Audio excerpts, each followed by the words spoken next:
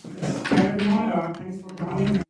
Thanks for the organizers for the invitation and for the patience that it took me to a little bit longer than I would have liked to reply to certain emails of them. So thanks a lot for everyone to come here.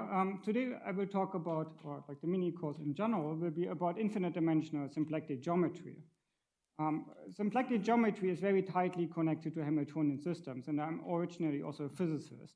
So maybe as a philosophical remark at the beginning, there are two types of problems in infinite dimensional geometry.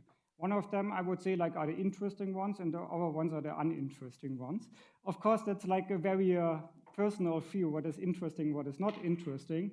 But there's certain technical problems in infinite dimensions. For example, we can discuss 18 different definitions of differentiability.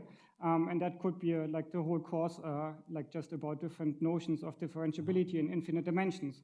But I would argue that at least for this kind of mini course, it's maybe not the best kind of spending of your time to talk about these kind of problems. What I would like to focus on are more problems that are tightly connected to some kind of dynamical systems, or which have some kind physical consequences, not just in some way discussing pathological examples for the sake of finding counterexamples to certain things in finite dimensions, but really looking at okay, what does it mean for certain physical systems? What kind of information do I lose?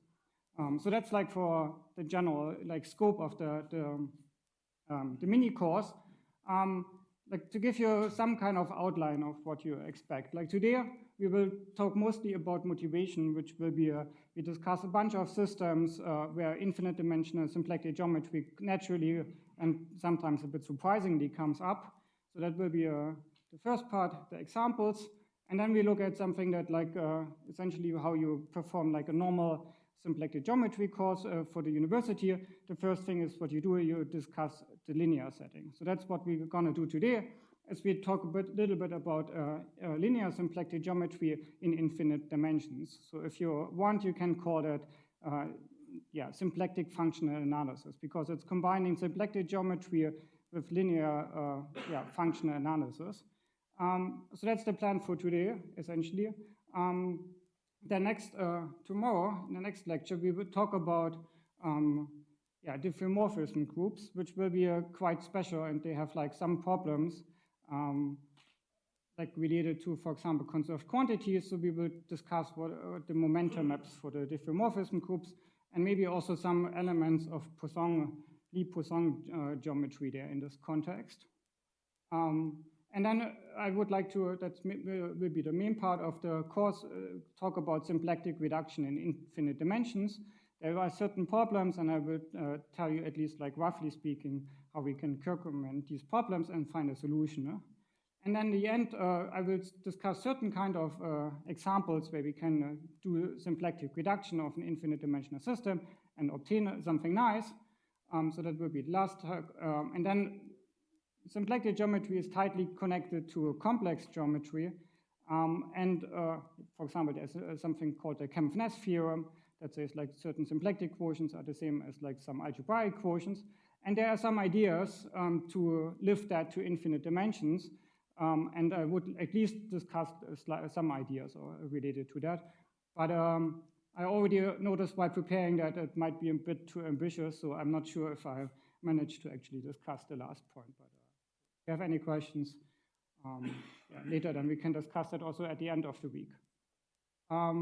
So speaking of questions, if you have any questions at some point during the talk, feel free to immediately raise your hand and interrupt me.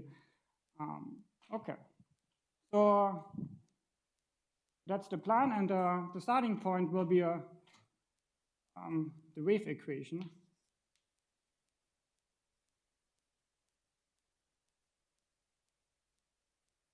And what we look at is a certain vector space, which is given by,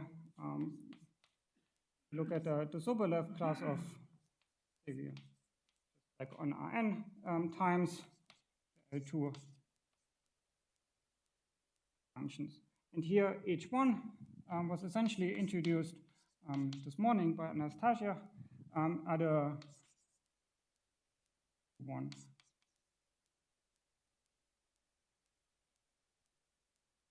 The functions of dangerous here. Okay, so these are the Sobolev maps. And on that space, we define something that is a symplectic form. So elements here will denote by phi, and elements here I will denote by phi dot. The notation, I hope, is not too misleading. At some point, this will be really the time derivative of these guys.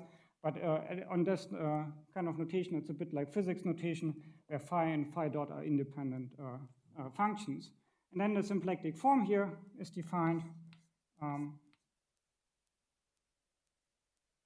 So what it is, it eats pairs of elements here. So we have to give it two pairs, and we have to pair them in such a way that it's antisymmetric. I don't know which way around I wanted to do that. So we do phi dot phi minus phi, and the pairing here is just the ordinary L2 pairing. So we just integrate over the function. So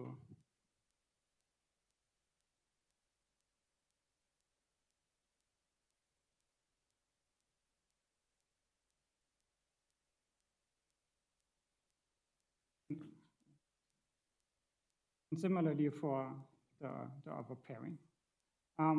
So here, like at the beginning, I would just want to discuss some examples. We will come to the proper definition of what it means for a symplectic form later on. So I will not now describe why that is like meaningful to discuss symplectic, like name that as a symplectic form.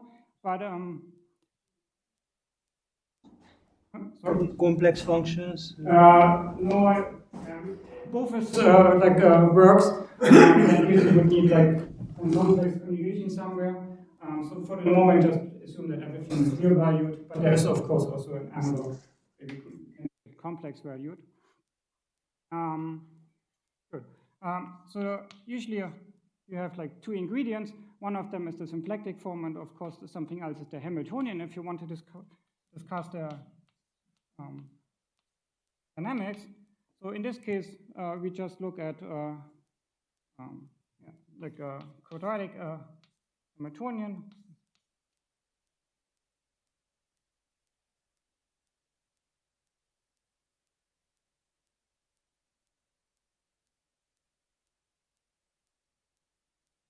We have the two norms of these guys. And then there's, yes. So W21 is a function and the gradient in L2. Yes, exactly. I see, because it seems that we have a different notion in what I do. Yeah. I use like 1, 2. Okay, good. Yes, I'm always mixed that up. So. Yeah, okay, because that's that would be, so W21 would be two derivatives. So no, one. No, for now we only need one. Actually, for the pairing, we only need L2 here because like that's everything that is used. But in a moment, essentially because I want to write down the Hamiltonian, I need here the gradient of phi. So I need at least this guy in H1, so that I can like take the derivatives and then still get something that I can pair with L2. What do you mean? Is it connected to the phi, or is it like derivative or not? No, sorry, like yeah, that's like physics notation. It's like phi and phi dot are like independent things. But once we write down like what it means for the Hamiltonian to have a float, and you will see that phi dot is really the time derivative of phi. But at the moment, at that level, there is not such a thing as like time derivatives. So like they're really independent things in this setting here. Okay, so the dynamics is given then by something that is called the Hamiltonian vector field. I've maybe started over there.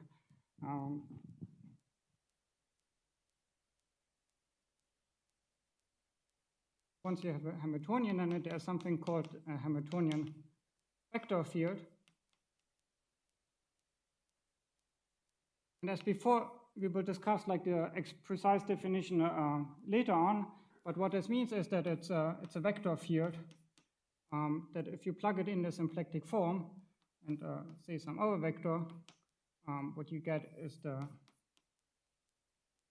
differential of the function paired with this vector field that you get. So what we have to do here is we have to take the derivative of h and then pair it with the symplectic form. So let's calculate the h here. We have to do that at some point. Let's call that the point phi and phi dot. We have to specify a direction in which we want to do that. Here, psi and phi dot. And these ones are, of course, like quadratic. So what we get here is just like 1/2 of the pairing of phi dot, and similar tour, and the tour goes, of course, away. And then here we get like a similar expression.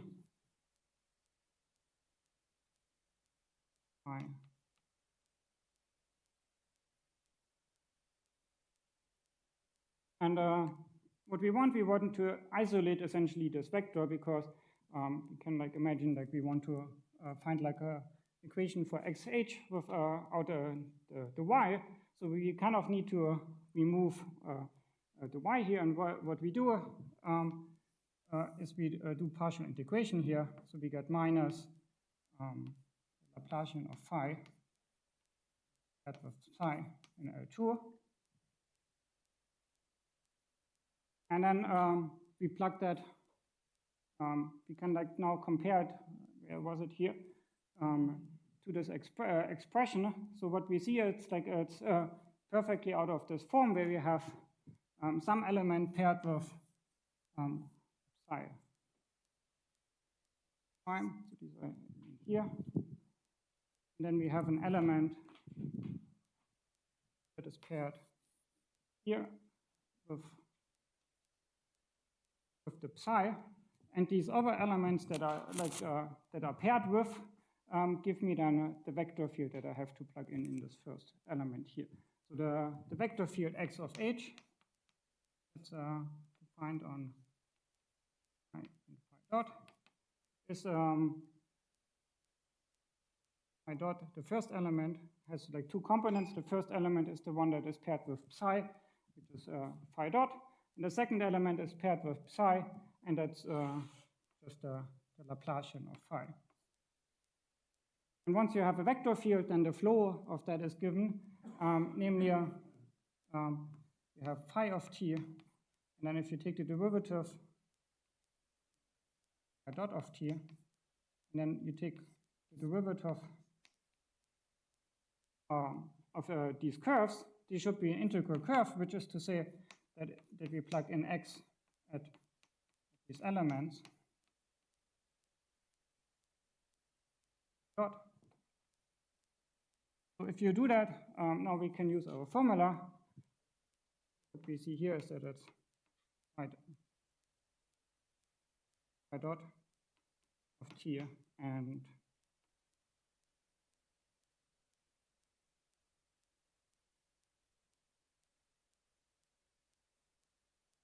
so if you now compare, maybe I should have written that as a column vector also. So what we see is the first equation says that the derivative phi of t equals to phi dot of t. So that was like your answer, like what is actually the relationship between these phi and phi dot. So that really means that the second component is the time derivative if I look at integral curves of the Hamiltonian vector field. So that's like in some way like a consistency equation, which is not very interesting. The more interesting equation is that we have ddt of phi dot. It's given as the Laplacian of phi of t. And of course, like if you now plug in this equation in here, then you see that 2 times the time derivative is given as the Laplacian, and what we recover is the wave equation. So this discussion shows that the wave equation is the Hamiltonian equation for this symplectic form on this kind of space and for this kind of Hamiltonian.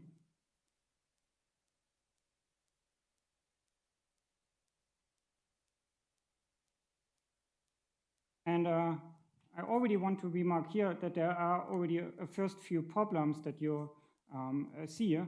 Namely, the first thing is in this definition here, the Hamiltonian makes perfectly sense if I restrict to phi and phi like in H1 because we take the derivative and then we pair it with L2. So that is perfectly well defined. But here my Hamiltonian vector field, it takes 2 times the derivative of phi. So here we are only in H1. So that's the first problem, is that XH is not defined on all of H1 times L2, but only on a certain subset, namely the ones where the first element into 1 times L2, and the D here is given by, to look, the first thing is that the phi dot itself has to be H1 again because it lands on the first element. So means that the second component has to be H1. And then here we take 2 times the derivative, so that would be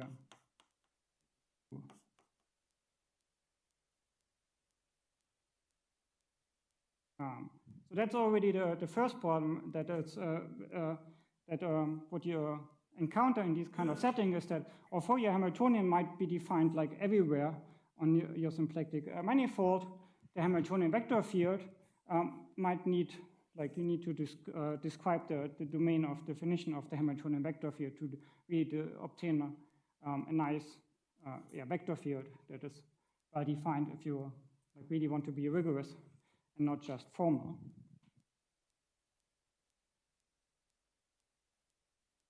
Yes, so that's the first example that I would like to describe. Do you have any questions concerning the wave equation? So the second example is in some way very similar. It's namely Maxwell electrodynamic.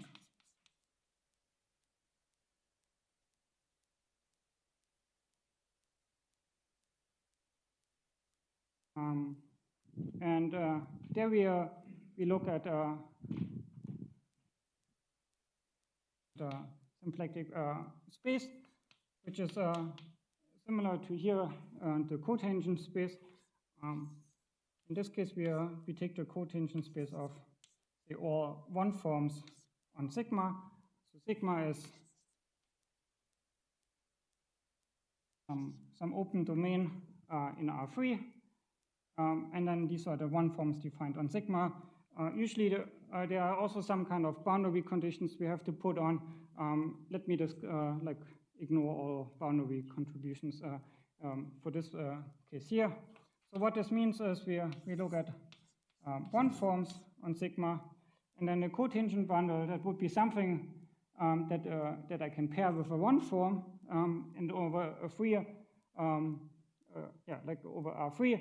The natural candidate is like that I look at like 2 forms on sigma, and then the pairing would be just like take one of them, take a one form, batch both of them, I get a free form, and then integrate over sigma. So I assume that sigma is like compact, so that the integrals make sense. Otherwise, I have to specify some kind of boundary conditions or say that it goes like quickly enough at the infinity.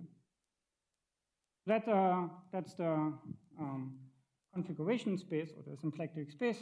And in this case, we denote elements here by A. And the 2 forms will be denoted by E. So this is the magnetic potential, and that's the electric field. And the symplectic form, a little bit like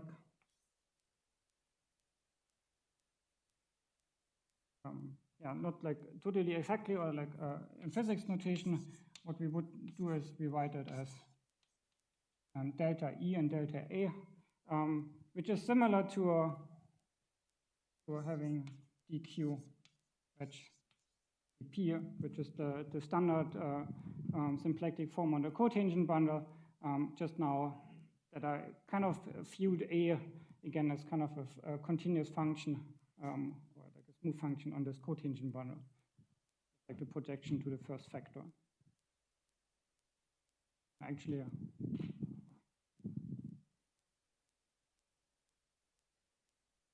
course, there's always the thing with the signs. That will be just a fixed notations for today. That will be the convention that we work in. And the Hamiltonian in this case is like the simplest one that you can imagine in some ways.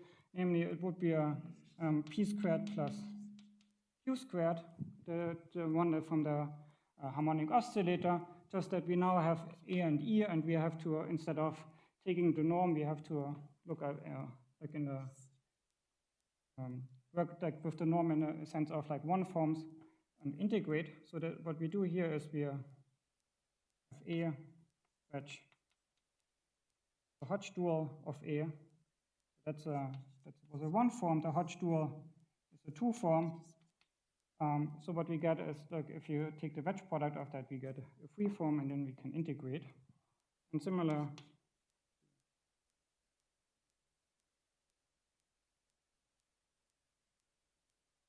I think that was, yes. It's supposed to be sigma or? Over sigma. Oh, sorry, yes.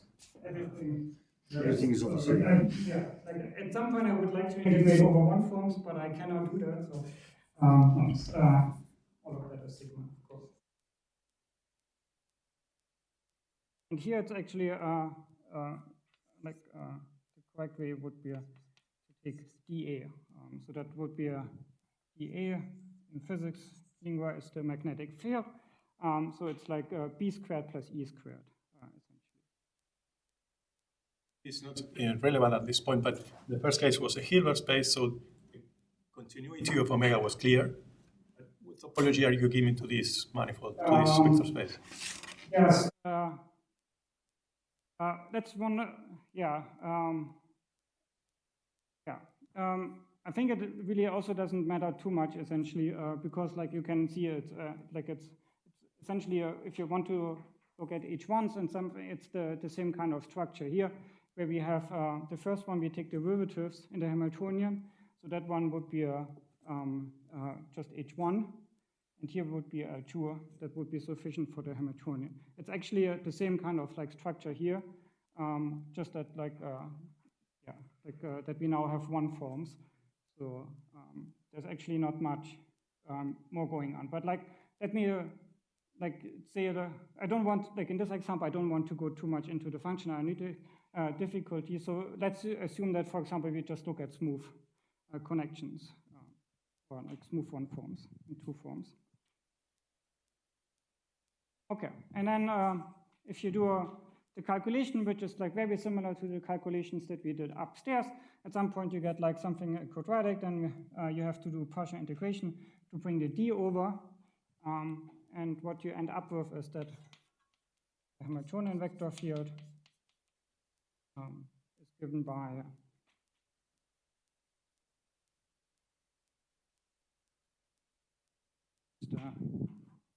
the Hodge dual in the first factor, and then we have minus d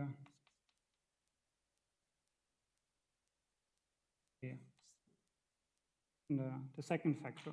So it's from the structure, it's very similar to the first that we take like the Laplacian essentially of A.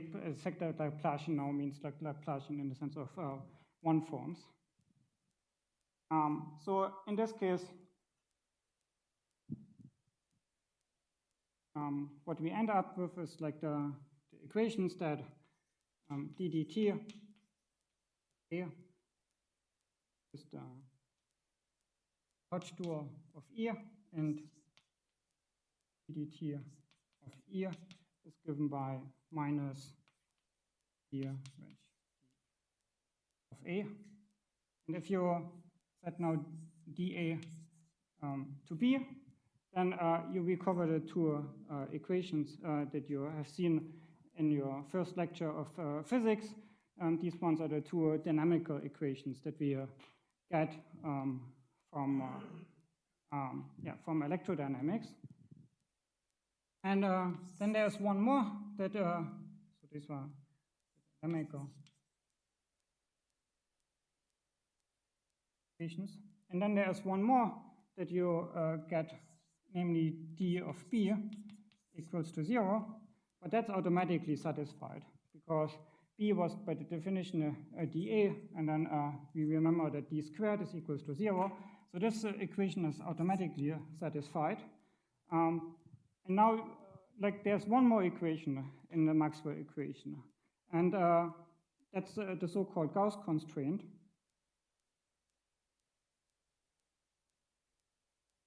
And the Gauss constraint says that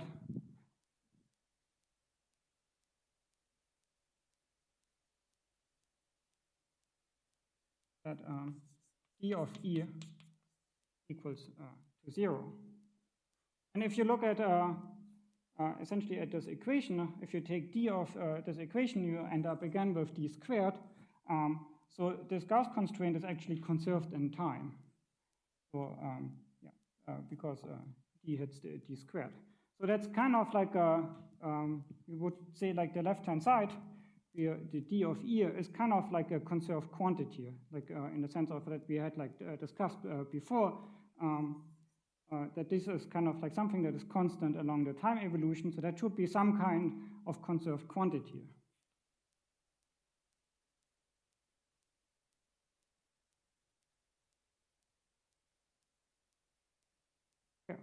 And if you remember, well, make some space on the blackboard, you can think about what was conserved quantities, what they were connected to.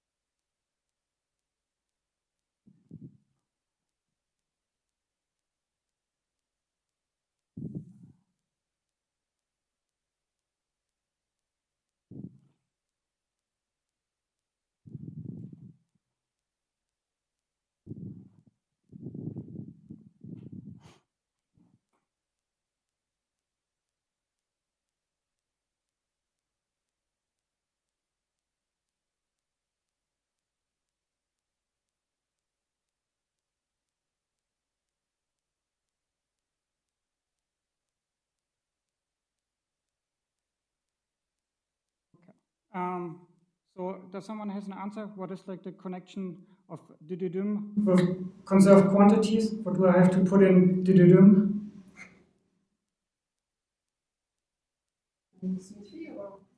Yes, exactly. So there is the Noether theorem says that essentially, like up to some technical details, symmetries are essentially one-to-one, not directly, but essentially they're very tightly connected to the conserved quantities. And we have seen here that we can consider the left-hand side, the dA, as like a conserved quantity because it's constant along the Hamiltonian field. So that brings us directly to the question: what is the symmetry? And the symmetry comes from like this equation here. What we did was like we wanted to find A as such that the idea was that we wanted to solve dB equals to 0 by finding A such that B equals to dA, which is then solving that equation automatically. But of course, like A is not unique. We can like shift A by some exact form and still get like this equation. And that's the symmetry that is coming in. So we can look at the action. So we need to specify a group, and the group in this case is just the space of all smooth functions on sigma, right? And sigma is here all real-valued functions, and I want to act on A by such a lambda by just shifting it. That's the action of lambda on A is just given by the shifting operation. And then if you remember that the momentum map given by the contraction of the fundamental vector field that you get from the action with the canonical one form on the cotangent bundle. If you do the calculation, what you end up with is that the momentum map for this action is essentially the canonical vector field is again d of a Lie algebra element, and then you have to plug that in the one form and integrate by parts once. And what you end up with is that it's given by dE. And that's exactly the element that we found here as the conserved quantity related to the Gauss constraint.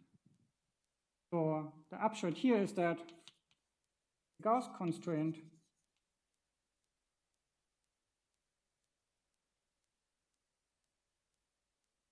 we had before, that dA equals to 0, is the same thing as like saying that the momentum map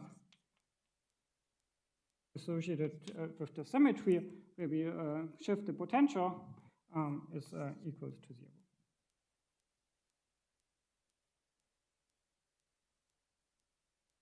So you can, you know a little bit of symplectic geometry. If you have that setting, that means that if you look at the momentum map and you know that your physical constraints are implemented by a momentum map, what you want to do is symplectic reduction, which is saying we can go back to the level set of the momentum map, say at 0, because it's a conserved quantity. It's preserved by the flow, and the symmetries are also equivariant, leaving the flow equivariant, so we can divide out the symmetries. So that's what is called a symplectic quotient.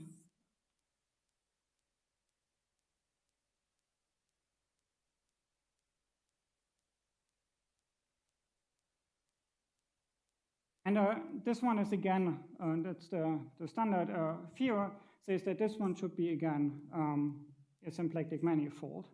And it's the reduced configure or reduced phase space.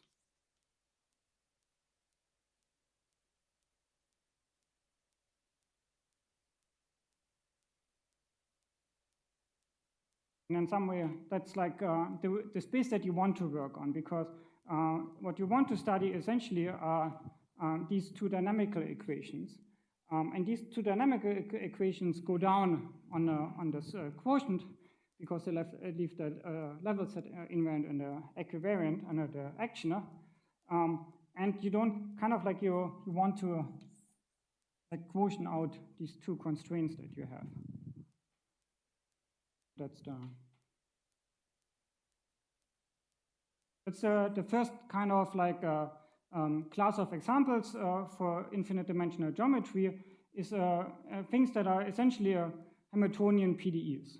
So that's similar to why would you study classical symplectic geometry in finite dimensions, is because you're interested in Hamiltonian ODEs.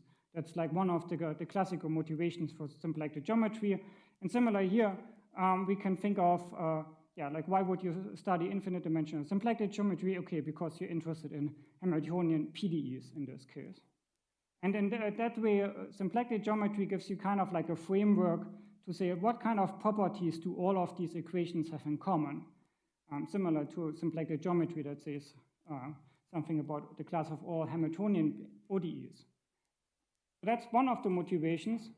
And I think maybe perhaps the most natural one, but there are like some other very interesting equations that come up naturally in connection with infinite dimensional symplectic geometry.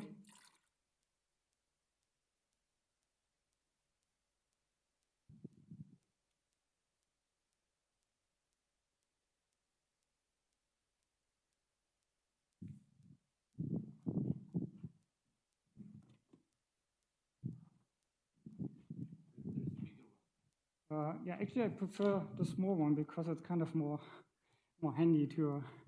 But, thanks.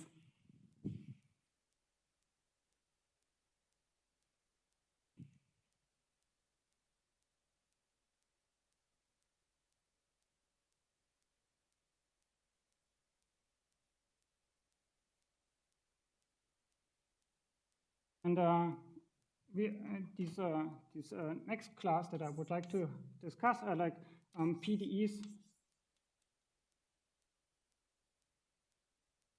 that are momentum map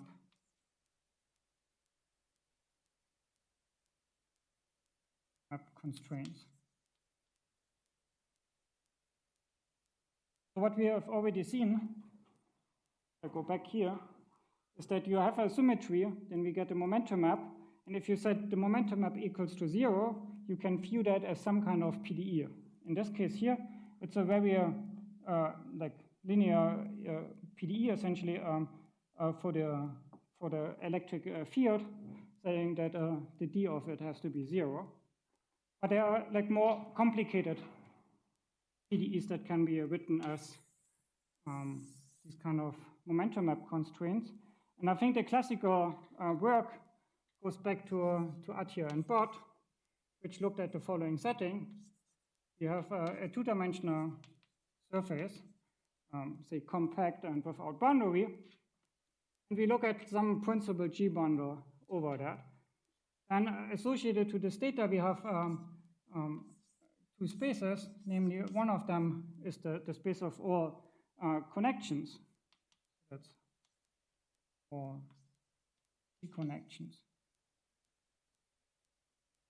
on P. And again, there's all kinds of questions you can say, like I want to only consider Sobolev's connections. Say we look at the space of all smooth connections for simplicity. And then on that space of connections, which is essentially related, it's an affine space over the one forms.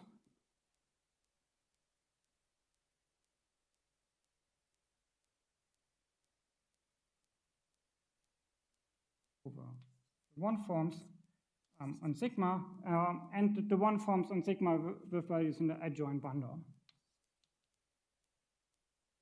So if you're not too familiar with like this principal bundle picture, what you can think of is a C of P are just the one forms with values in some given Lie algebra.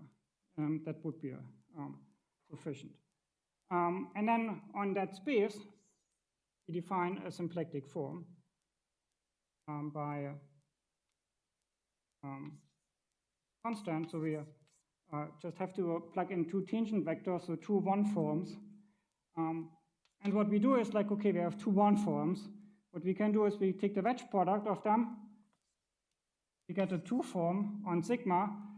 If you then take the trace of that to remove the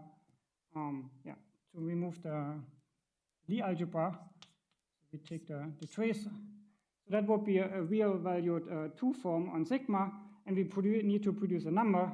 The only logical thing what I can do is I can integrate over the surface. And that's the so-called Attia-Bott symplectic form. Note that it looks very similar on the first glance to this one, where we also talked about like symplectic geometry associated to one forms. But here it's very similar because we directly define a symplectic form on that space of all connections. And here the space of connections was kind of like the configuration space, and then we looked at the cotangent bundle of that. So it's qualitatively very different. But what you have is, again, a group acting, and in this case, it's a group of all H transformations.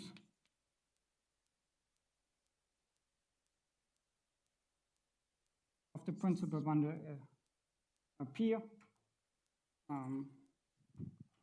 can view that as like the smooth sections, if you want, of the bundle that is associated. And these H transformations, they act on the space of connections by a formula that is maybe similar to what we had, except that now, because everything is Lie algebra valued, we also need to take like the twist in with the adjoint action, and then there is always this question if that's plus or minus. Let's hope that the minus sign works. So that's the natural action of the gauge transformations on the space of all connections. And if you have that, then we can now play the same game that before. We can ask ourselves, okay, what is the the fundamental vector field? We plug that in a symplectic form. We have to essentially this term is quadratic, so it So what it gives us again, like it's some kind of d, and then we have to partial integrate, so we get like d of the connection, but d with respect to the connection. So in this case, we get that the momentum map of a connection is dA of A essentially, or to prefer that's the curvature of the connection. So in this case, we see that the momentum map associated with the symmetry of gauge transformation is the curvature of a connection over the two surface. So, and if you now do a symplectic reduction,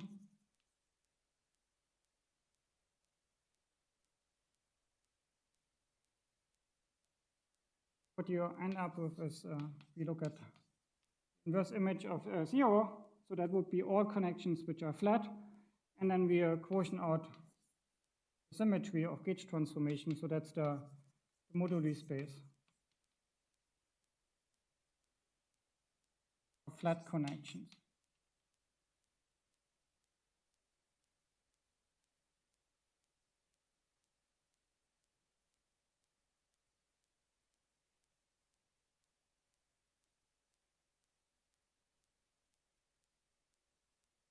Okay, so that's one example where we see that a geometric PDE, namely find all the connections that have like a prescribed curvature, in that case, for example, 0, can be described as some constraint that is associated for the momentum map of a symplectic manifold in infinite dimensions. And since I'm running a little bit out of, actually quite a lot out of time, the next example will be a bit shorter. Here we look at Lagrangian submanifolds.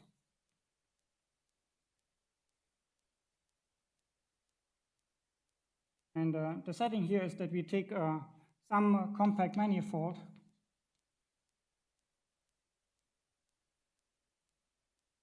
and say of dimension n, and we have a symplectic manifold of dimension 2n, twice the dimensional, and we look at the space of all embeddings of that particular manifold that we fixed, and we look at all the embeddings in the symplectic manifold. And if you were here last week, then you know that space, or if you're familiar with Cornelius and Stefan's papers, then you also know these spaces. So on that space of embeddings, we can define also a symplectic form.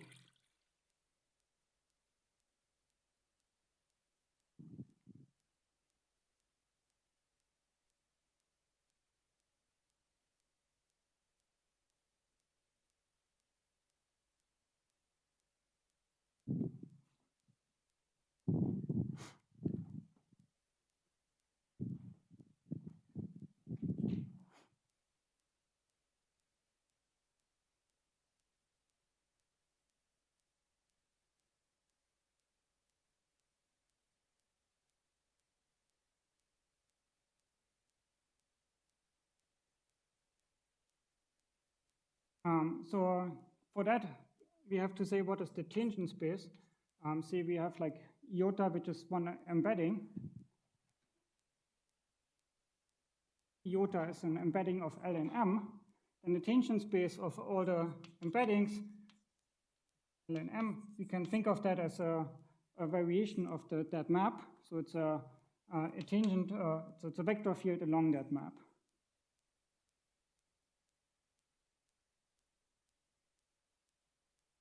M, where, roughly speaking, you think of that as L, and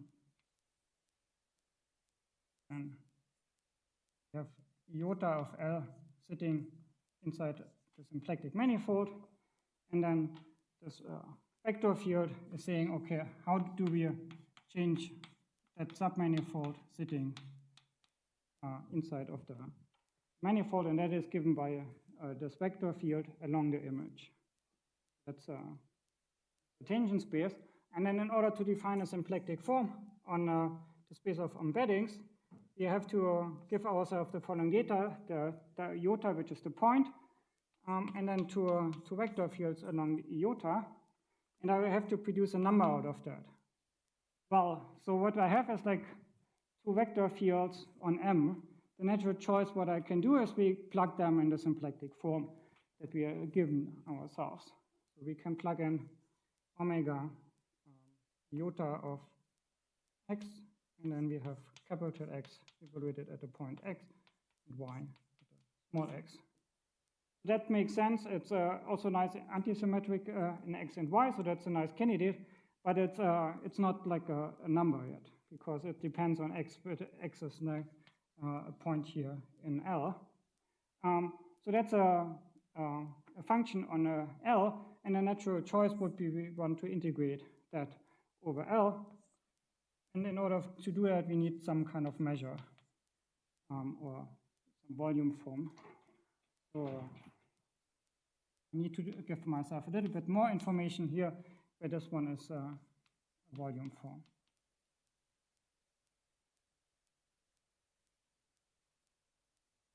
And that's, again, you can check that in all natural definitions of symplectic forms, which I give next time. We can think of that as a symplectic form. And then associated to this data, we have two actions. Namely, we can look at all the volume-preserving diffeomorphisms on L and all the symplectomorphisms on M. And they both act on here, and they have momentum maps. And the one that perhaps the interesting is that this action has momentum map given by the pullback of the symplectic form. So iota is the pullback of the symplectic form. And there's actually a problem which I discussed then tomorrow, namely how do you see that as a momentum map? There's a problem because the volume-preserving vector fields are essentially isomorphic to one forms modulo exact forms, or n minus n one forms modulo exact forms, but this one is a two form. So you kind of, there's the question, how do you really pair that? And that will be discussed next time. But kind of, except for now that under some natural conditions, we can maybe think of that as the momentum map. Then the condition that the restriction of omega to L, which is like saying that 0, which is to say that L is a Lagrangian submanifold, is equivalent to saying that this momentum map of iota has to vanish.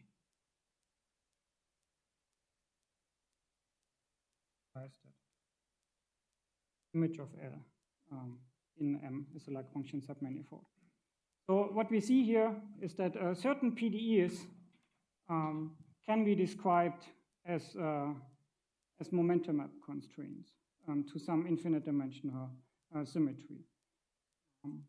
And from the general picture, I would say like the first examples or class of examples is very natural. You kind of expect there are something called Hamiltonian PDEs, which naturally fit into some kind of symplectic picture.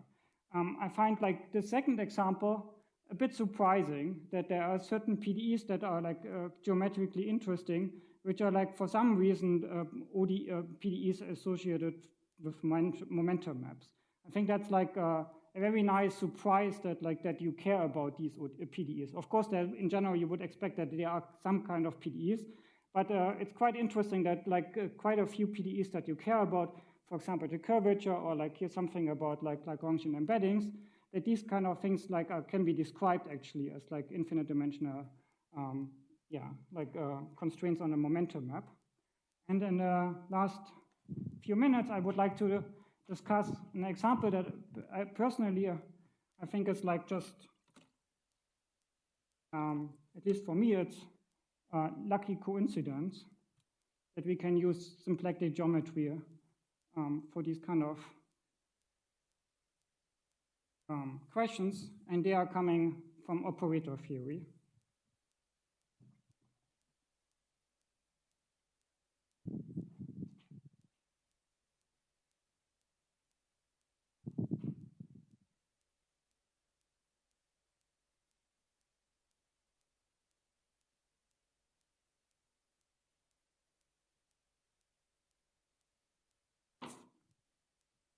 So that's the last class for today.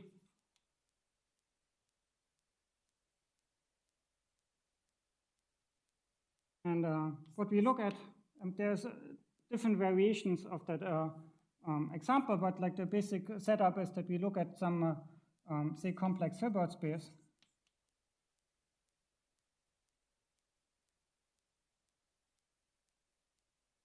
And we fix one closed symmetric operator.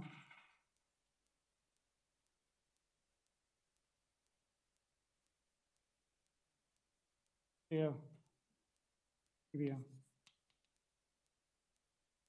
also assume that it's densely defined.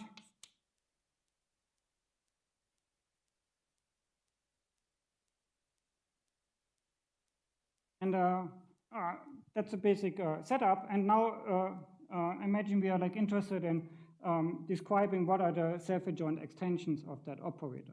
So that's something that you can teach in functional analysis. And what you have is you look at the domain of the adjoint, and that one contains almost the domain of the operator, but it might be strictly larger, and the self-adjoint extensions are given by some kind of boundary data. So we can consider a space of abstract boundary conditions, which would be a space of the domain of A, modulo space of the domain of original operator.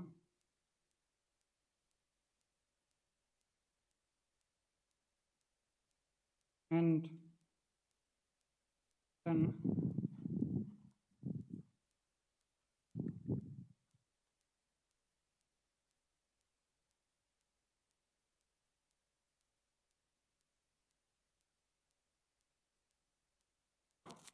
associated to on the space of this quotient space, we can define a symplectic form, which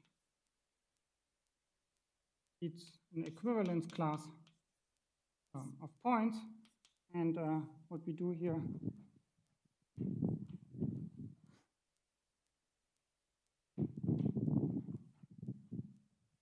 is we take the pairing of adjoint of x applied, then we pair it with y, and we antisymmetrize that to get a nice symplectic form. And if you now look at like this definition for a little bit, you realize that that the Lagrangian subspaces here, they correspond essentially to the self-adjoint extensions.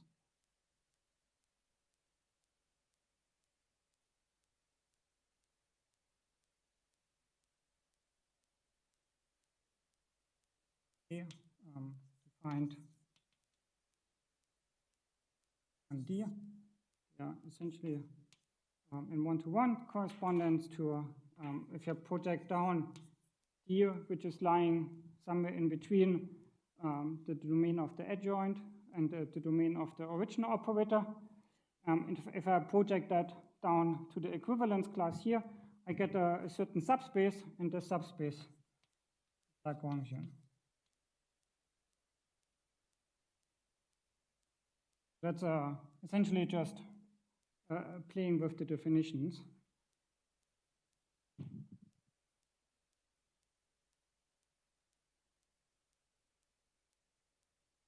That means that the self-adjoint extensions are parametrized by Lagrangian subspace in this space of abstract.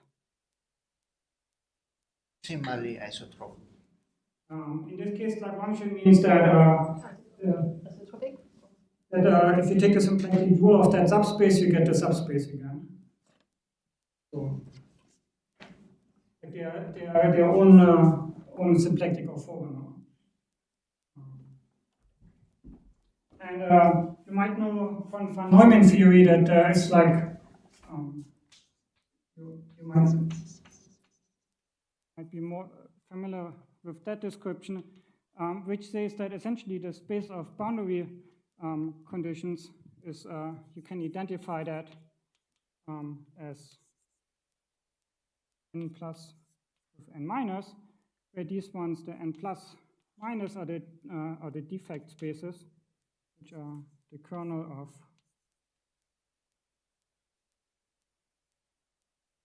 range of the adjoint plus or minus orthogonal. And self-adjoint extensions in this picture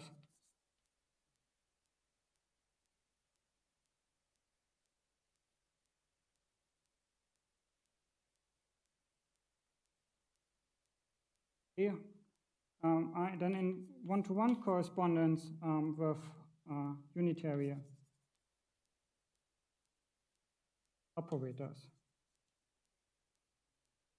from n minus to n plus. And if you look at this description, we get now two different ways to look at these Lagrange, like self-adjoint operators. One of them is that we can look at them as Lagrangians or as unitary operators. And the way that we compare these two descriptions is we can, to every unitary operator, we can associate its graph, and that will be then a Lagrangian subspace. So that's a nice symplectic reformulation of something like very fundamental and important from this theory of von Neumann. And it becomes like quite interesting if you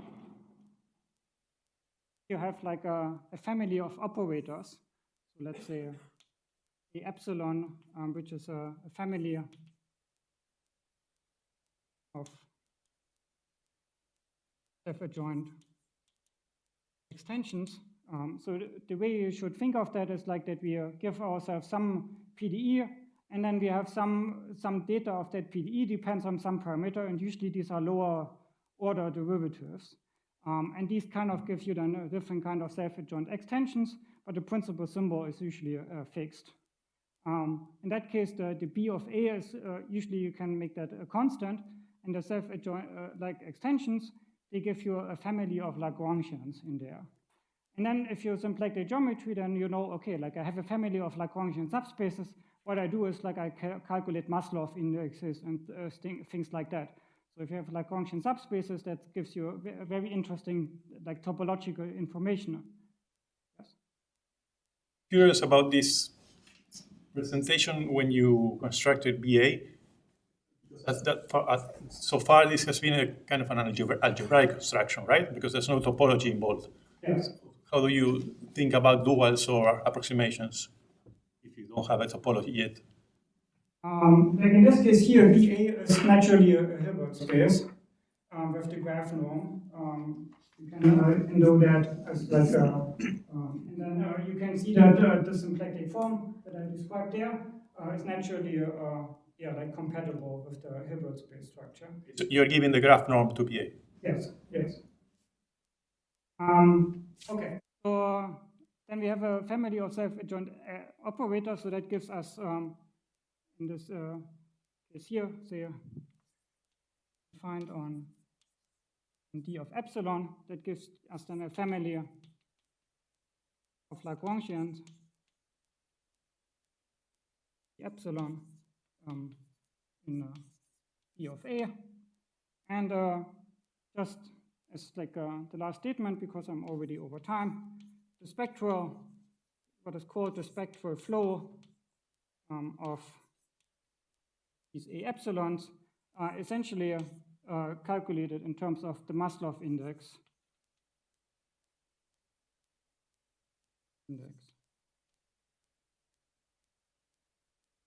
A epsilon. So, yeah, like to maybe summarize today, at the beginning we saw that certain Hamiltonian PDEs can be described as naturally a Hamiltonian system on an infinite dimensional symplectic manifold. In the second part, we saw that certain PDEs that can arise as like the momentum map constraints associated to an infinite dimensional symmetry. And then like at least some parts where we just like lucky, where like you study some problem and then it turns out that what you look at, like for example, self-adjoint extensions happen to be like this, can be described in terms of Lagrangian subspaces or something like that. Personally, I think that's like kind of intriguing, but for me at least, I don't have a deeper understanding why that should be connected to symplectic geometry. Here I kind of understand why that is. But like for certain examples, it's just like a very lucky coincidence that you can apply symplectic geometry to these kind of problems. And I think that's all I want to